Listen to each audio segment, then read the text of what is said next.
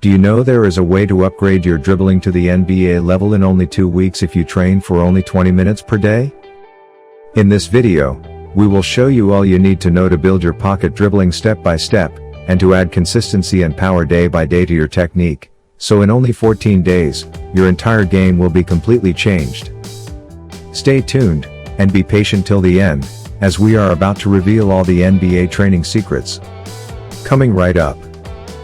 We are Mihai Dumitrescu, IPT Certified Skill Enhancement Trainer, highest level professional team coach, and Peter Peric, first-tier international professional player in Croatia, Germany, and Slovakia. And if you truly want to master the art of basketball, make sure you subscribe and hit that notification bell, so you can keep learning how to become unstoppable. Pocket dribbling is the most advanced and the most important dribbling in modern basketball, due to the fact it allows the player to access the ultimate footwork timing. As a definition, is the act of manipulating the ball from the top towards the pocket, wider or tighter, lower or higher, in a floating position, and without placing the hand underneath the ball.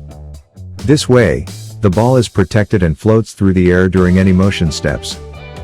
To build your pocket daily, you'll need to start with the very beginning and get used to the ball manipulation.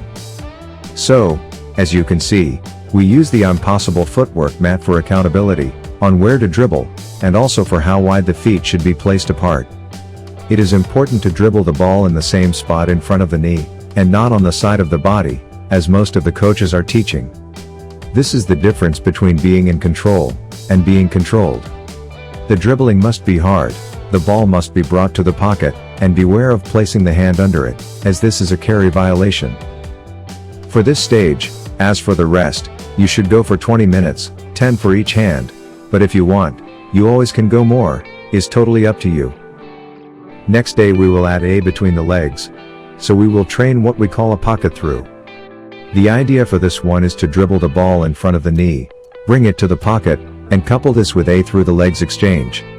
As the ball crosses on the other side, and you bring it in front, it will naturally float to what we call a natural pocket. From there, without any extra bounce, use a crossover to get it to the initial position. Ideally, you should start right away the next rep, so using only one dribbling, but if you are not ready yet, you can take 2 or 3 in between. Stay accountable to the same details, hard dribble, manipulate the ball from the top, don't place the hand under it, and bounce it in front of the knee each time. Go for 20 minutes minimum, for a 10 on each side. Let's move on to the next one. You'll need an object for this, as well as for the next one, which can be a chair, how we've used it, a plyo box, a wall ball, or anything else you find around. We will continue the pocket thru series, but this time, as the ball is pocketed, you'll need to touch with the opposite hand the object placed outside the dribbling foot. Just to be clear, the dribbling foot is the foot on the ball side. So, one dribble pocket, opposite hand touch, between the legs exchange, crossover, one dribble, and you go on and on. This exercise has 2 main goals: to force the brain to produce different actions for each hand, and, a more basketball one, to learn how to use the offhand to fully protect the ball from any stealing attempt. As for the previous ones, stay on it for 20 minutes, 10 minutes on each side. The next day we'll continue with a very similar one, but this time, the object will be placed outside of the opposite leg to the ball side. This way, as the ball floats to the pocket, and when it reaches it, you need to touch the chair with the offhand, or whatever you use. This one will stretch you a little bit, but as you progress you will notice how your ability to manipulate the ball wider and higher will increase with each rep. So, hard dribble in front of the knee, pocket at the same time with an opposite hand touch, through the legs crossover, reset and go over and over again.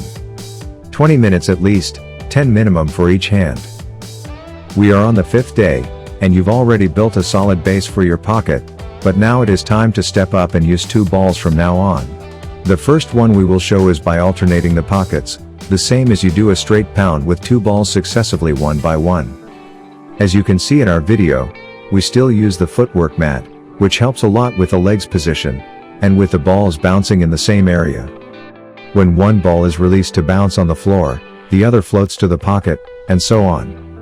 To stay in rhythm, you'll need to pound the ball hard enough to make it float, so, the hand placed on the top will only guide it toward your pocket. As for the previous exercises, your brain will need to coordinate two different actions, and by firing and wiring it, you will build a new neuronal network, which will boost your handles like never before. The difference between this exercise and the previous one, where you've used an object to touch, is that even if it is similar for the brain to coordinate, it must do it more accurately, as you need to control both balls perfectly.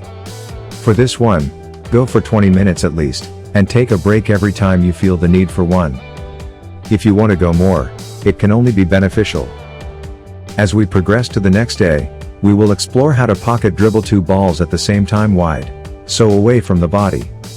There are situations when you'll need to move the ball wider, to protect it better, or for example when you need to add a stop with a hesi or a lift. That is why, now, you'll focus on keeping the balls wider, as we'll approach the pocket area. Bounce them hard at the same time, focus to hit the same spots in front of the knees, let them float, and guide them away to your pockets. This is not easy, nor impossible, you just have to stick to it for the same 20 minutes minimum. For the next one, maybe you've already guessed, you'll need to bring the balls tight to the body. You will definitely use this one during your games, in a lot of situations, when the space is limited or when you'll need to push it through an open gap. But training-wise, as you add more and more possibilities, the neuronal network you build will rapidly become from a pathway, a 5-lane highway, where everything will be possible. So, getting back, dribble the balls hard at the same time, bring them to the pocket, but this time, tight to the body, and that's it. Go on and on for you know how long, 20 minutes as a minimum. Take breaks if you need them, as your arms might burn a little bit. Let's fire it up, and bring it to the next level. One ball will go wide, and one tight, as we keep the dribbles at the same time. For now, you'll need to stay on the same side wide, and on the same tight, as you'll need first to build strong mental flexibility to make it solidly. Even if you feel you can move from wide to tight with each rep on a side, we advise you not to do it yet, and to be patient. Leave this for the next day, as rushing it may work, but we cannot guarantee it will last. So, the right hand goes wide, the left goes tight for 10 minutes, and then you change to the left side, right tight. Focus on the final goal, and keep your speed up. The last exercise in this progression is the wide and tight pocket with two balls alternating sides with each rep. It is not easy to coordinate all of these actions, but as you've finished all the steps before, you will not have very big trouble in doing it. If you've reached this stage, your dribbling is already at the elite level, and this should be already felt in your overall game and ball control. So, dribble the balls at the same time, bringing one wide to the body, and one tight. Next rep, change, the other hand goes wide, and first goes tight. 20 minutes is a must, more is better. Keep the speed up, and challenge yourself to the point where you might lose control. Remember, this is the way of going up, challenging yourself day by day, minute by minute, and embracing the mistake as the best tool to grow. If you are still watching this video, it means you are interested in learning how to bring your pocket to the NBA level, and this is what we will show you in the next 4 exercises. It is time to add power to your pocket dribbling, so from now on, all your bounces will be strong and hard enough to access any type of play you'll need to perform. All of the next exercises must be executed elevated, so you will need an object to climb on. It can be anything you can find around, just keep in mind to be strong enough to support your weight, and long enough to allow you a wide stance.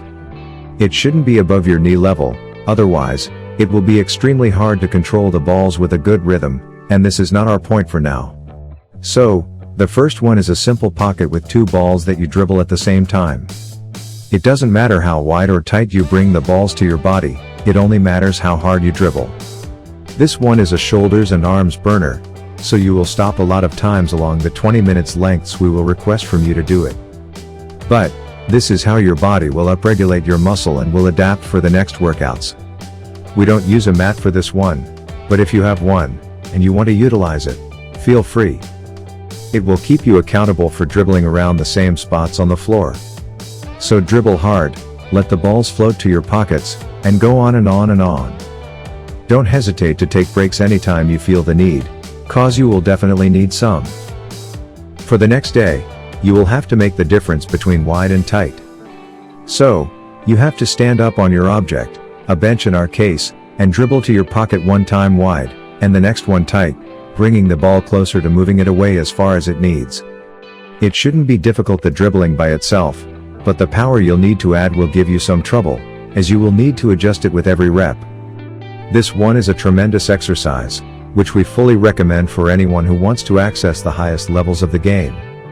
The thing is that you can't get here if you don't get through overall what we've shown until now. Go for 20 minutes, don't rush, and take care of your breaks. To challenge yourself a little bit more, you'll move to the one where you'll bring the ball asymmetrically, one close to the body, and one far from the body, still using the pocket. It is similar to what you've done without elevation, so you are already accustomed to it, you just need to add power. The thing is that the force you apply to the balls will be different for each, which can be demanding at the beginning. For now, stay 10 minutes on the same pattern, so the same hand goes wide all the time and the other tight. Then change for another 10 minutes. The last day, as you probably guessed, is like the day before, but you will change sides with every rep, which will make it a harder level. So focus on dribbling strong enough to make the ball float high, maneuver it to your pockets, and keep going wide and tight switching sides. If you followed us till the end, it means that you will probably try these 14 days challenge, and if you do follow all the instructions we provided, we guarantee your handles will be totally upgraded for your pocket dribbling. Let us know how it was, and if you encounter any problems or you have any misunderstandings, please leave us a comment so we can get back to you right away. You may also want to check those videos up here too, as we believe that are great for your development. Hope you've enjoyed this one, and if you did, please give us a thumbs up, and if you haven't done it yet, please subscribe to our channel, and hit that notification bell, so you'll not lose anything.